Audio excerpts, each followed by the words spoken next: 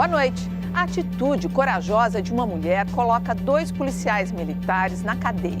Ela viu os PMs executando a tiros um homem dentro de um cemitério na Grande São Paulo. Enquanto o crime era cometido, em plena luz do dia, a mulher narrou tudo numa ligação para o 190 da própria Polícia Militar. A gravação você vai ouvir nesta edição do Jornal da Cultura. Veja agora um resumo das notícias desta segunda-feira. 3 das 8 pessoas feridas ao despencar de um brinquedo no Play Center ontem à noite continuam na UTI. Ela teve que retirar o baço. Air France mostra a imagem dos destroços do avião que caiu em 2009 e confirma que há corpos presos à fuselagem. O presidente dos Estados Unidos, Barack Obama, inicia a campanha à reeleição. A revolta no mundo árabe. Soldados matam 15 pessoas que pediam a renúncia do presidente do Iêmen. Ministra do Meio Ambiente discute com empresários as mudanças no Código Florestal que incluem perdão a desmatador. Cãozinho que passou 3 semanas à deriva no mar depois do tsunami reencontra a dona.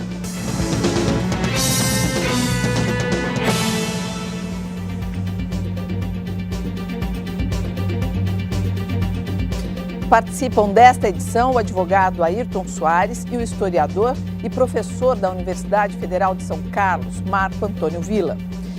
Ministério Público e Polícia Civil investigam um acidente que deixou 8 feridos em parque de diversões em São Paulo.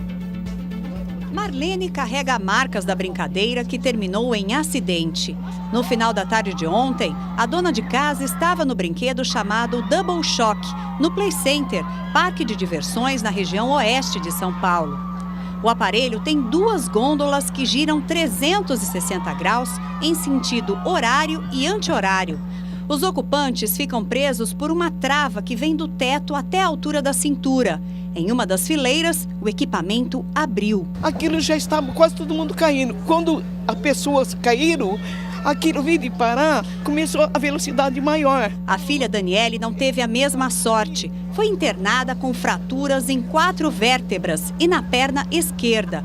A filha de Andréia, de apenas 12 anos, também caiu do brinquedo, a aproximadamente 7 metros de altura. Ela teve que retirar o baço, ela teve uma esfoliação no rosto, ela quebrou a bacia e está internada na UTI. Segundo a direção do parque, o Double Shock é italiano. Foi comprado há 15 anos e passou por uma reforma em maio do ano passado. O parque alega que a manutenção está em dia. O brinquedo permanece interditado até que a perícia apresente o laudo do acidente. O parque, num primeiro momento, é o mais indicado a ser responsabilizado.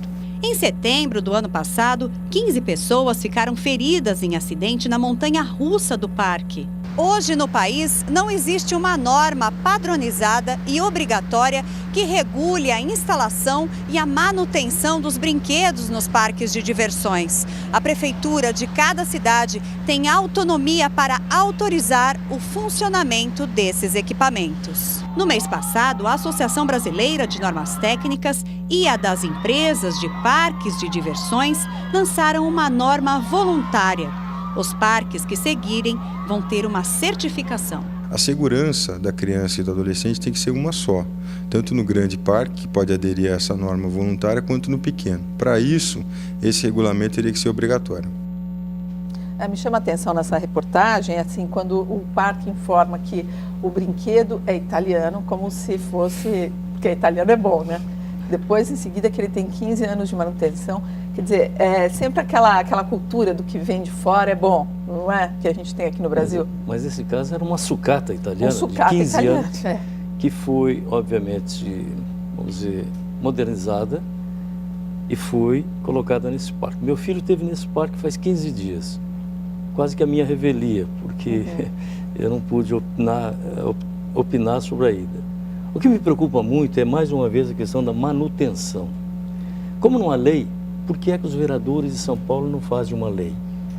Por que que não há uma fiscalização periódica do poder público? Uma obrigatoriedade que sejam revistos diariamente todos os equipamentos que vão ser colocados em funcionamento.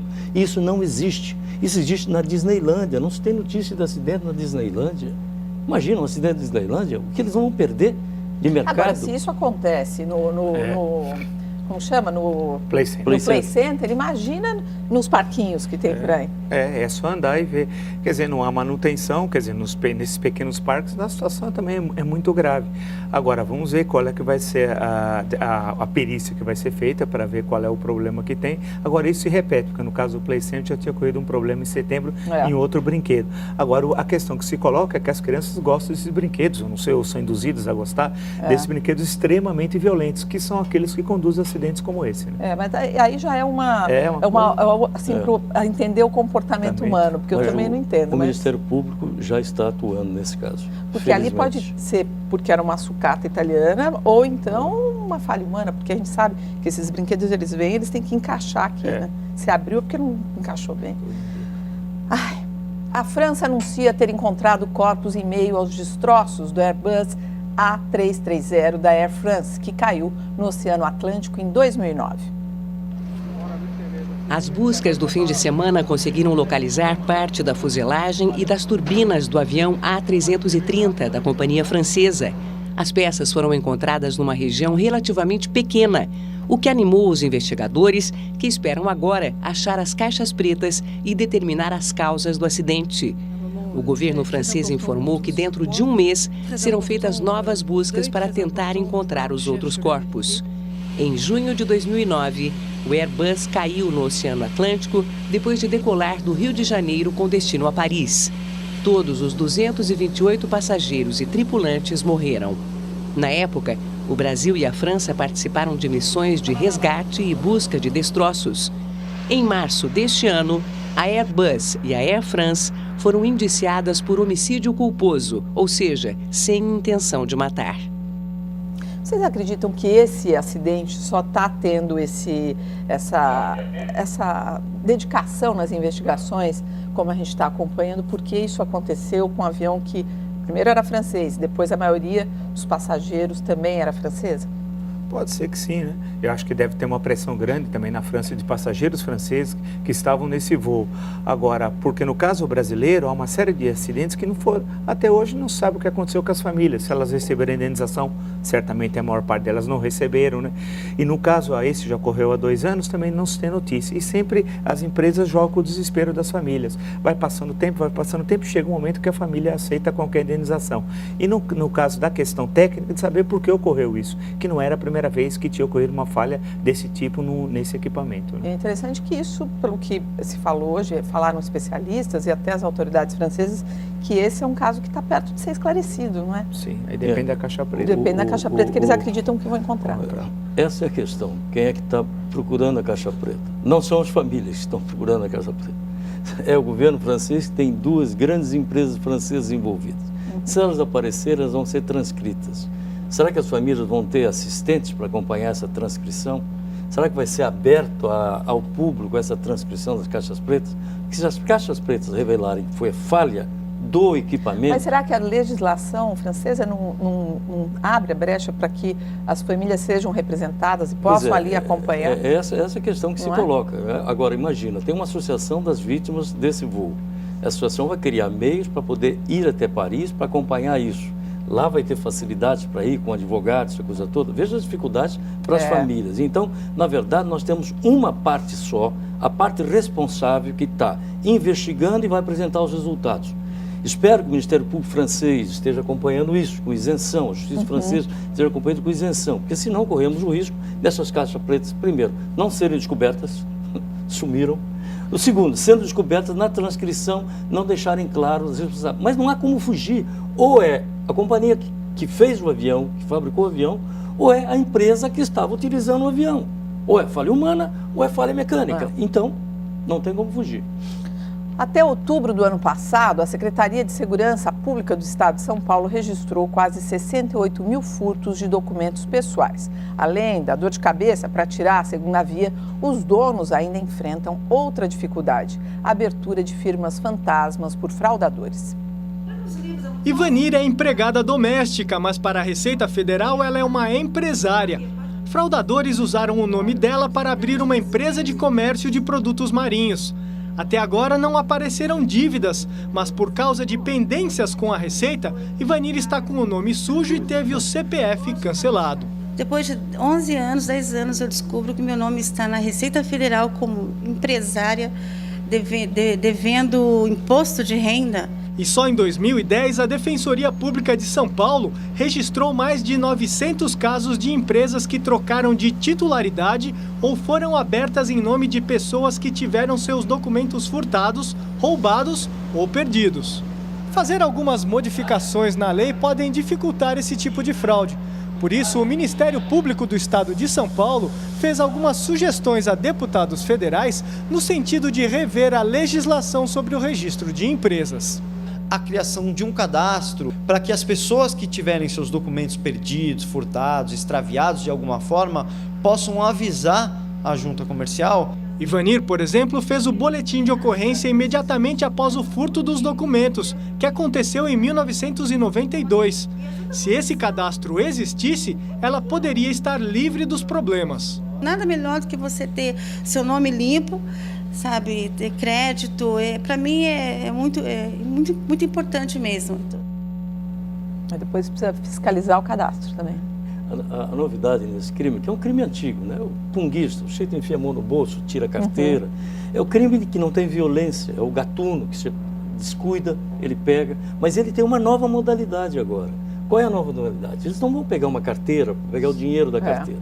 Pegar a carteira para usar o documento para cometer uma fraude que traz consequências econômicas para a vítima. Não, e mais do que benefícios para eles, né? E benefício muito maior do que o que tiver dentro de uma carteirinha. Então, modernizar o crime de punguismo. Tropas do presidente eleito da Costa do Marfim iniciam um ataque final para tentar tomar o poder. O comboio com dezenas de carros invadiu Abidjan nesta segunda-feira. A capital é o último refúgio do presidente Laurent Gbagbo. Derrotado nas eleições do ano passado, ele se recusa a deixar o poder. A ONU calcula que mais de 1.000 pessoas já morreram nos confrontos entre as tropas de Gbagbo e os apoiadores do presidente eleito, Alassane Ouattara.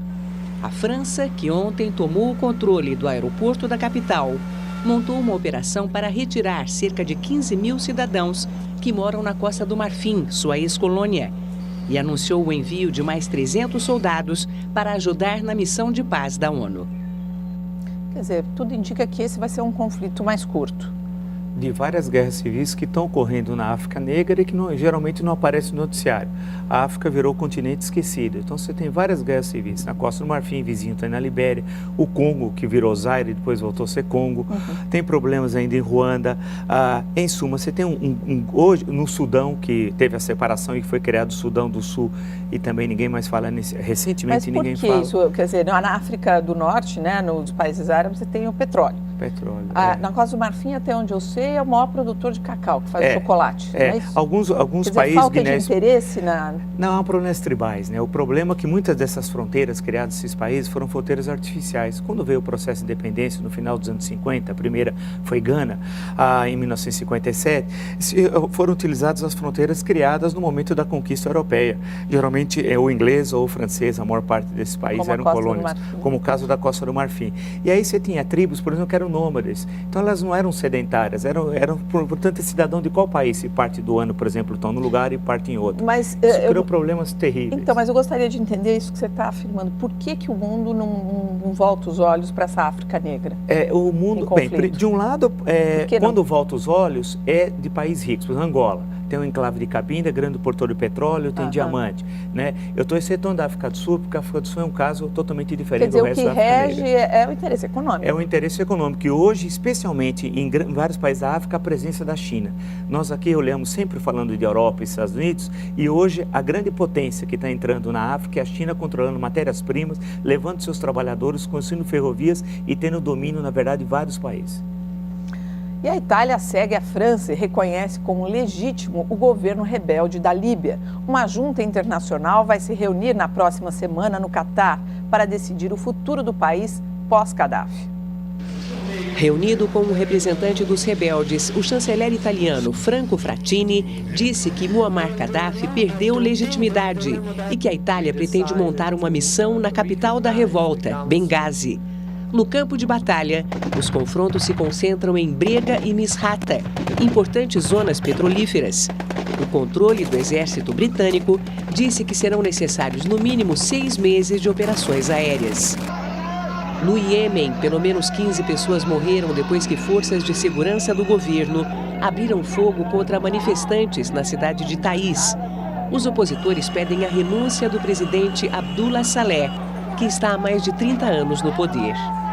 Os Estados Unidos condenaram oficialmente a atitude de um pastor americano de queimar o Corão, o livro sagrado dos muçulmanos. O episódio resultou numa onda de protestos violentos no Afeganistão.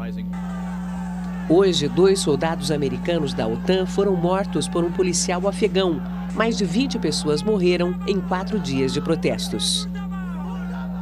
Olha, raramente eu dou minha opinião aqui, mas esse pastor é um idiota, né? Verdadeiro. O que ele colaborou para a paz do mundo? Queimar o Corão. Estímulos fundamentalistas, veja o caso aí do Afeganistão, e isso cria um ódio maior.